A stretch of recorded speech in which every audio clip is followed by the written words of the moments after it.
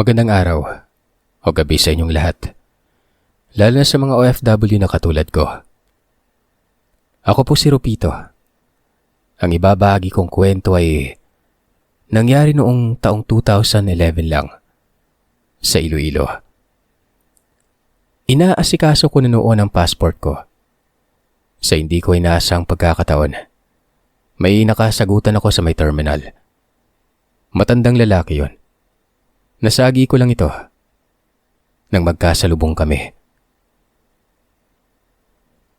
Umilag kasi ako noon sa basurahan. Nagmamadali dahil nga hinahabol ko ang oras sa pag-follow up ng mga requirements. Bulag ka ba?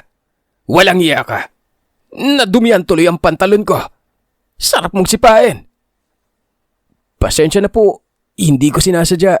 Nagmamadali po talaga ako eh. Umaambon pa tapos may importante po akong pupuntahan. Ganon. Nagmamadali ka. Tapos basta ka nalang mamamangga. May mga mata ka, oh. Nakikita naman ang daan. Gusto mo bulagin ko yung mga mata mo? Ang bigat nyo naman po magsalita. Hindi ko nga sinasadya eh. Nangihingi na po ako ng patawad. Pambira manong, kung nasira yung araw mo, mas masisira yung araw ko ngayon. Bumagsak na ang ulan. Sinakal ako nitong matanda. Akmang susuntukin pero may umawat sa amin. Binantaan ako at sinabing magsisisi daw ako noon. Pasalamat ka at may nakaawat. Patay ka na sana. Mamanong, tama na. Huwag kayo mag-away dito. Mapag-uusapan naman yan eh. Sabi ng umawat at inamba nito ng suntok ng matanda. Basta halos magkasakita na noon. Marami ng tao, maski malakas ang ulan. Mabuti na lang at plastic ang envelope ko na pinaglagyan ng mga dokumento. Magpaganon pa man ay nakaabot pa ako sa sadya ko noon. Umuwi ako, pero noong malapit na ako sa bahay namin. Ang sakit naman ng ulo ko. Nasusuka ata ako Nakita ko ni Nanay Sonia. Nagmamadali yung lumapit sa akin kasi nga napapasuray na ako noon. Nang nasa may beranda na kami ng bahay, umupo ako. Pero biglang nagdilim ang paningin ko. Hindi ako hinimatay. Pero nawala talaga ang paningin ko noon. Dilim na may pagkadilaw. Kinakapa ko ang nanay. Sabi ko, hindi ako makakita. Ano? Huwag kang magbiro, anak. Hindi po ako nagbibiro, Nay. Hindi ko po kayo makita. Ano bang nangyari dyan sa anak mo, Sonia? Sabi naman ng Tatay Danar. Pakiwari ko'y nasa may pinto siya banda. Tulungan mo ako, Danar. Dali natin sa ospital. Nabulag yung anak natin. Mataas siguro yung sugar niya sa dugo, ano? Dinala ako sa ospital. Wala talaga akong nakikita noon. Nakahiga ako at alam kong hingaan ito para sa mga pasyente. Amoy na amoy ko ang sari-saring mga gamot doon sa loob ng pasilidad. Napapayak ako gawa ng baka hindi na bumalik ang paningin ko noon. Walang problema sa kanyang mga mata. Malusog naman, ma'am. Sa ngayon, obserbahan muna. Hindi matukoy sa laboratorio ang sakit niya eh. Hindi din ako makapagbigay ng direksyong o diretsahang opinyon. Maliban na lang kapag may resulta na sa eksaminasyon. Maraming salamat ho, Dok. Sana po'y gumaling na siya. Patungo na ito sa abroad eh. Magtatrabaho siya doon. Naguguluhan nga ako kung bakit naging ganyan. Pasado naman siya sa physical exam. Baka bumalik na, Sonia. Huwag ka nang masyado mag-isip ng negatibo eh, may alta presyon ka pa naman. Rupito, nagdududa ako na hindi baka napadautan ka. Itong mga kuko mo kasi may mga batik na itim eh. Pahiwatig yan ng kulam, anak. Oo, tama kayo nang narinig. Marunong kumalatis ng mga padaot si tatay. Hindi naman siya albularyo pero malawak ang saklaw niya dito. Buwat ng ang lolo ko kasi. Isang biyasa. Wala nga lang sumunod sa ligasiya nito sa mga naging anak niya. Wala akong magawa kung hindi ang umiyak. Iyak na walang nakikita. Pero dama ko ang mga luha na dumadagayday sa aking pisngi patungong tenga. Isang linggo'y hindi ako nakalabas sa pasilidad. Walang resulta ang eksaminasyon.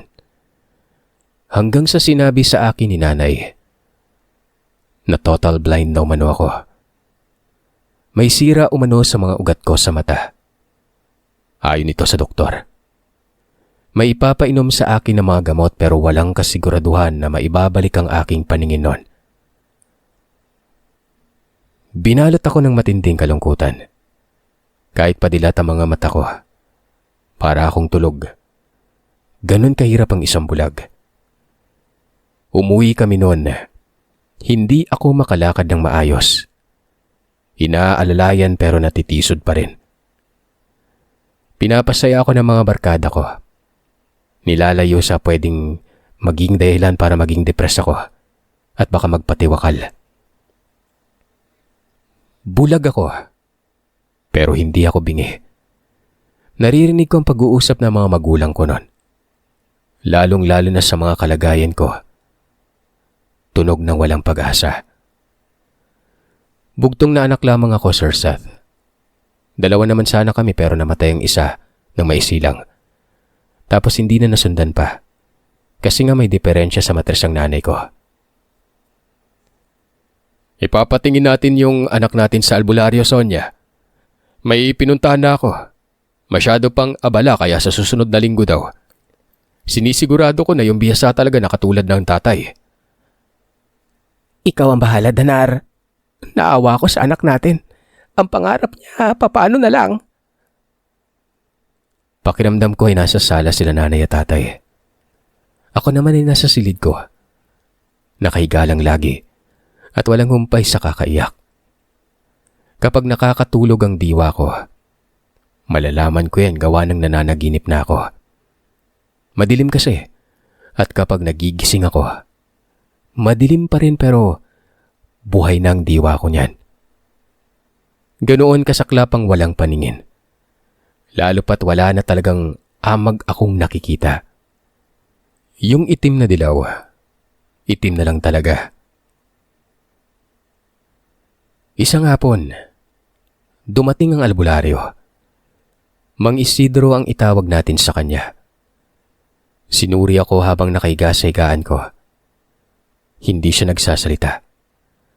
Tahimik lang habang may mga hinihilot siya sa katawan ko. Pahapiaw na hilot yon.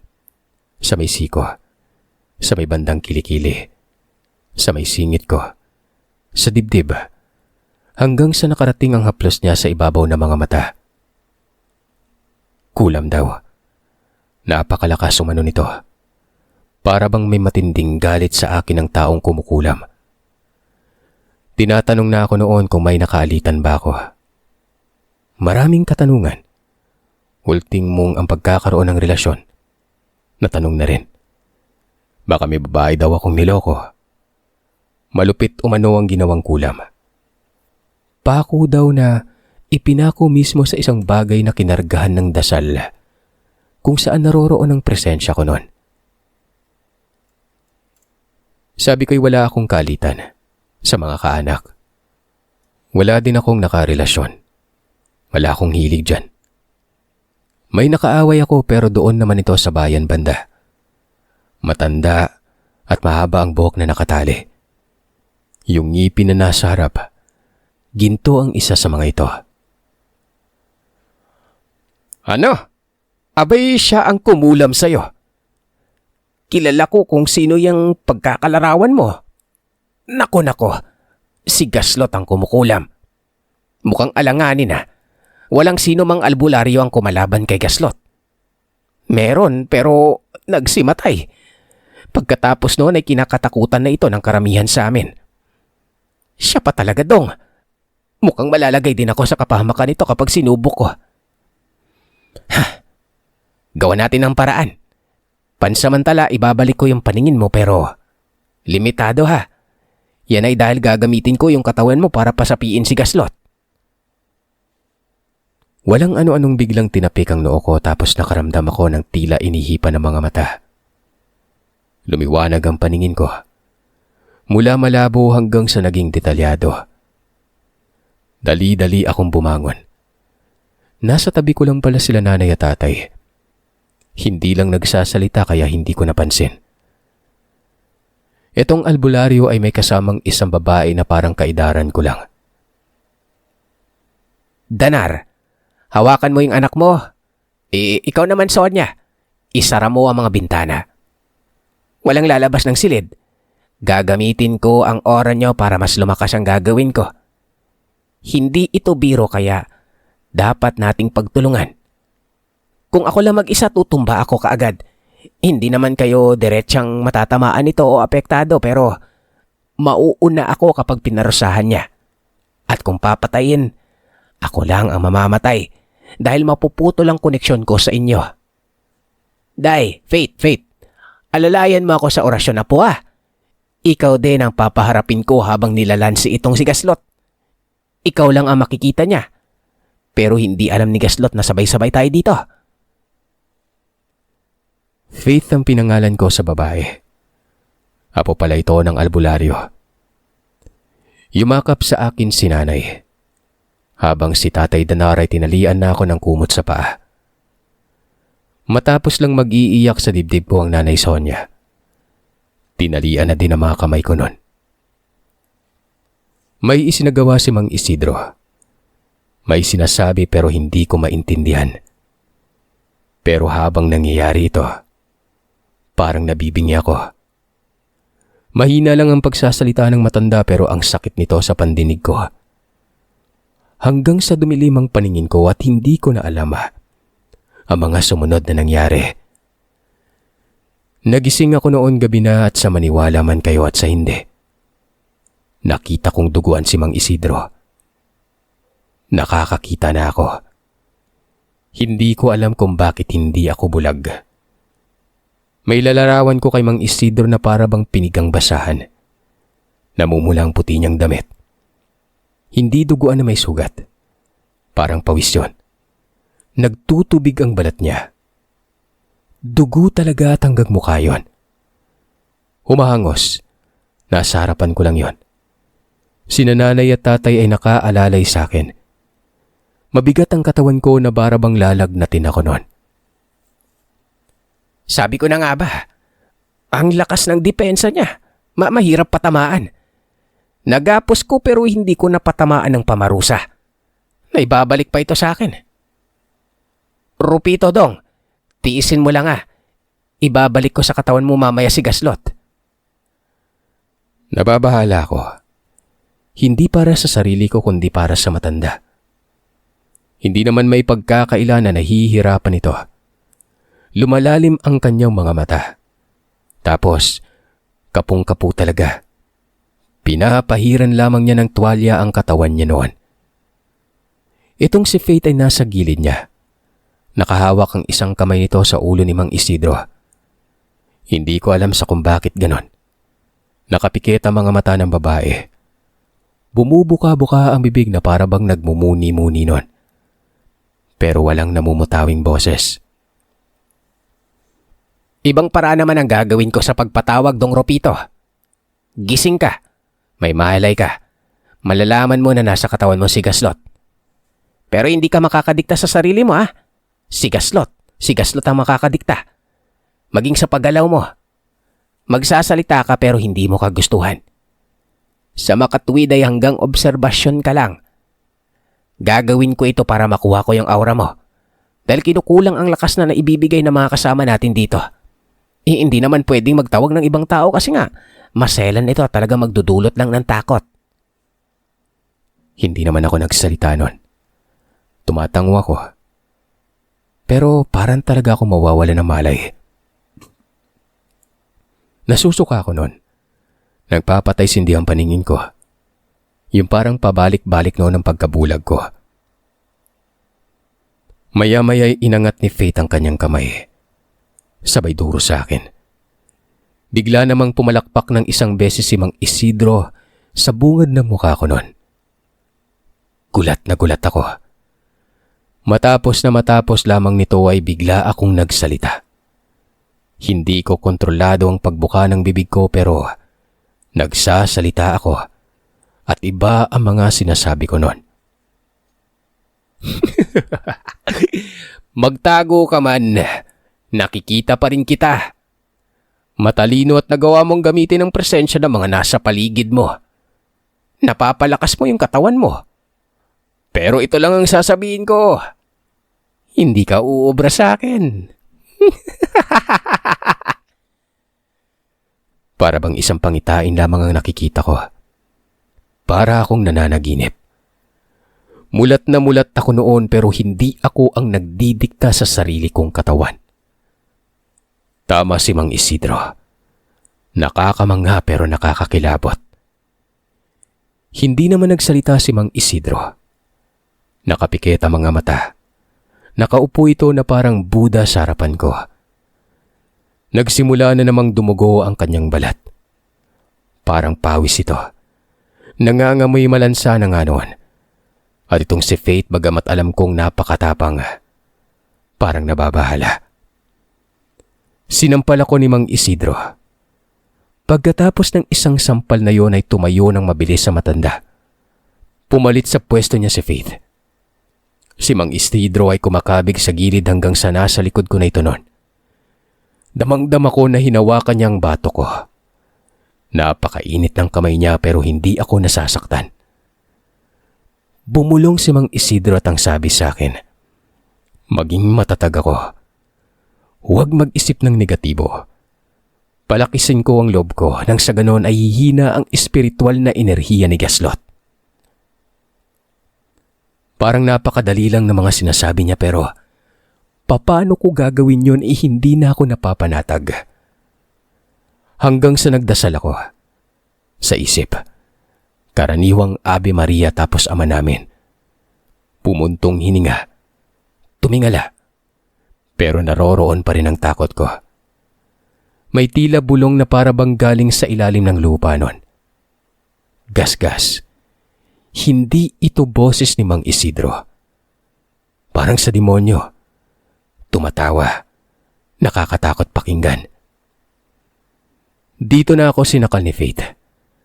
Si Mang Isidro ay nakadakma sa bato ko habang sinasakal naman ako ni Faith noon. Nagsasalita ako ng kusa pero kung kanina ay patawa-tawa. Ngayon ay tumuungol na at galit na galit. Maya-maya ay binulungan ulit ako noon pero sa mga sandaling ito, hindi ko na maintindihan. Orasyon yun. Mabilis at maiksi lang. Biglang bumigat ang katawan ko. Pagkatapos ay kinausap ako ni Mang Isidro. Pinakawala na daw si Gaslot. Pero wala na umano yung karga. Binasag na ni Faith. Sinadya niyang bulungan ng payo ako. Para daw malanse ang nakasaping si Gaslot. Ang totoo, hindi ko naman kailangan umanong gawin ang pagpapanatag sa sarili dahil wala naman akong may aambag, partikular sa lakas na sinasabi niya makakatulong sa kanya. Ang nakakatulong lang talaga noon ay sina nanay, tatay at Faith. Ngayon, dahil nakasentro na umano ang atensyon ni Gaslot sa akin, ginugulo ang isipan ko nito at nakalimutan ang nasa gitna pala ng isang kombate. Bumaba ang poder ng Gaslot, kaya't tinablan na ito. Hindi ko maintindihan ang lahat, basta ang pangkalahatang konsepto. Nalinlang nang sumapi sa akin kaya nagapi yun. Siguro, yung bulong nakakaiba na animoy demonyo na ang pinupukol ng albularyo na gumugulo sa akin noon. Magaling ka na. Yung mga nakikita mo hindi na mawawala. Hindi na didilim ang paningin mo. Maliban na lang kapag pinikit mo yung mga mata mo dong. Pero kailangan natin puntahan si Gaslot ha. Kausapin, makipagsundo. Dahil kapag hindi nakapagsundo ay magkakaroon lang ulit ng lakas at kalaunan uulitin niyang kulam sa'yo. Yan ay kapag nadala sa pakikipag-usap pero kapag hindi baka gawin natin yung pinakamalala. Alam niyo po ba kung saan nakatira si Gaslot, Mang Isidro? Walang albularyo dito sa lugar na hindi siya kilala. Natural dahil doon maging sa kung saan nakatira alam din namin Ngayon din habang hindi pa siya nakakabalik sa lakas, punta tayo doon. Lolo, hindi ba magiging delikado doon? Balita ko pa naman pati yung asawa mangkukulam din. Sabat ni Faith. Mangkukulam yung asawa. Pero malakas lang naman sa kanila si Gaslot eh. Kayo, Danar, Sonia, sumama din kayo. Nagtungo kami sa timog. Doon daw kasi nakatira ito. Masaya na ako noon sa kabila ng lahat. Hindi na ako bulag. Madilim na nang nakarating kami doon. Malaki yung bahay. May kaya itong si Gaslot sa buhay. Sa kanya pala yung sasakyan na nakaparada sa may gilid lamang ng lugar kung saan kami nagtalo. 2 palapag. Nakabungad ang isang matandang babae. Meron ding nakasilip sa bintana noon na parang, wari ko pa, mga anak niya. Kaidaran lamang ito ng mga magulang ko. Anong sadya dito? Sabi ng matandang babae. Pwede bang ibaba natin yung garbo? Alam kong alam niyo ang nangyari. At itong pagpunta natin ay ang linawin ng lahat. Mga bagay na hindi na pagkasunduan at hindi nagkaintindihan mga dapat na bigyan pansin. Yun yung sadya namin dito. Walang gulo, walang iskandalo. Makikipag-usap lang. Para saan? Para dagdagan ng pinsalang tinamo ng asawa ko. Hoy, albularyo. Nasa lupain ka namin. Ano mang gagawin mo ay hindi yan magtatagumpay. Parang gusto nyo pang palalain ah. Oo, tama ka. Nasa lupain nyo nga pero ang tanong, may ibubuga pa bang asawa mo? Kung ang tinutukoy mo ay puder dito sa paligid, natunaw na kanina pa. At kung may gagawin ako paniguradong pagsisisihan ninyo. Uulitin ko. Para sa matiwasay at wala nang samaan ng loob. Makikipagsundo lang kami. Hindi ko nababanggit ulit ito ha. Kapag tumanggi kayo tingnan natin. Matapos makapagsalita nitong matanda, lumabas si Gaslot sa bahay. Nakatitig sa akin.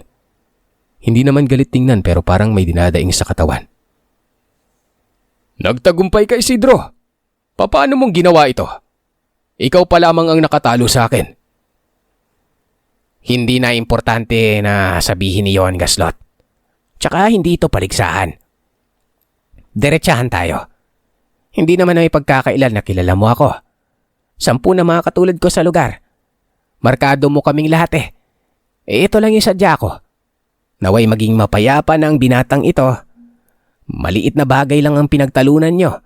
Masyado mong dinidib. Dahil ba may kaya kang gawin? Kasama na pala sa pagpunta namin dito sa lugar ay ang pagselyo ng karunungan mo na hindi natatalabas sa mga taong nais mong hamakin.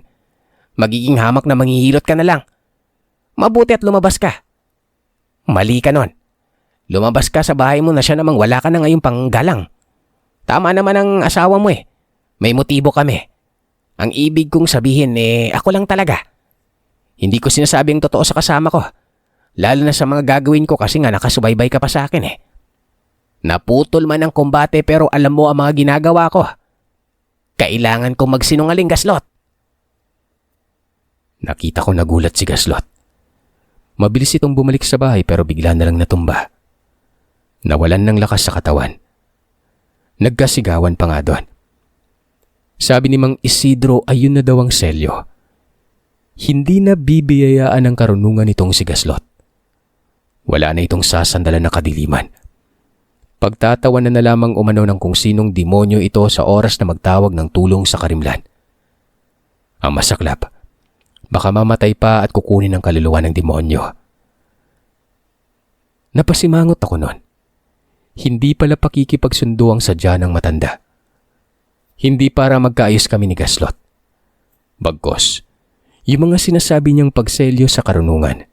Kumbaga, lilimitahan niya ang lakas nito kung sakaling ibalik ang karga sa katawan para baging mangkukulam ulit. Lumapit yung asawa. Ultimong ang matandang babae ay natumba. Para bang nawalan ng lakas sa tuhod. Pati daw yon wala ng karunungan. At hindi na ito magkakaroon pa. Paano ba yan, Gaslot? Putol na ang pamamayagpag mo. Dati ka pang abusado. Dati na din kitang pinaghandaan at sa hindi ko inaasang pagkakataon. Dito tayo sa binatang ito magtatagpo. Kayo dyan, sa oras na tularan nyo ang magulang nyo, itutumba ko kayo ha. Tara na, pwede na tayong umalis. Tapos na yung pakikipagsundo. Sigurado ka ba, Lo? Nagulat ako dun ha. Wala naman sa plano to. Kaya pala gusto mo makita sa malapitan ha. Kaya pala dinala mo din tong pamilya para isipin ni Gaslot na nakikipagbati ka. Galing mo, Lo. Wika ni Faith habang naglalakad na kami noon paalis sa lugar. Sinabi ko naman na malakas si Gaslot. Napakabilis ngang tumalab yung kulam eh. Binulag ang binata. Saan ka nakakita ng ganyang klase ng tao? Parang literal na demonyo. Inutakan ko na lang. Hindi yan matatalo kapag karunungan yung pinairal. Dapat nilalaro para mahanapan ng kahinaan. Ngayon, edi wala nang katatakutan yung mga katulad ko. Sa tingin ko, pagkakainteresan si Gaslot na mga kakilala kong albularyo na naargabyado niya. Wala na akong pake doon. Bahala nang magbayad ng kasalanan niyang si Gaslot. Ang importante, gumaling na itong si Rupito. Mangang-manga ako noon. Napaikot kami ni Mang Isidro para lang talaga magapi itong si Gaslot. Pansamantalang hindi ko muna tinuloy ang plano ko sa abroad. Standby ako. Itong si Gaslot ay narinig kong nagpakamatay. Siguro hindi natanggap ang nangyari sa kanya. Malaking aral sa akin ang lahat. Dapat naging maingat ako. Dapat ay hindi na lang talaga ako nakipagtalo. Bagkus ay umuko na lang ako noon nang hindi lumaki ang gulo. Walang ibang sasabihin kung hindi pasensya na dahil kasalanan ko naman yon. Magpaganon pa man. Siguro ay ginawa kong tulay para masugpo lang ang isang katulad ni Gaslot. Ginamit ako, binulag, sinakripisyo para magapi ang namamayagpag na kadiliman.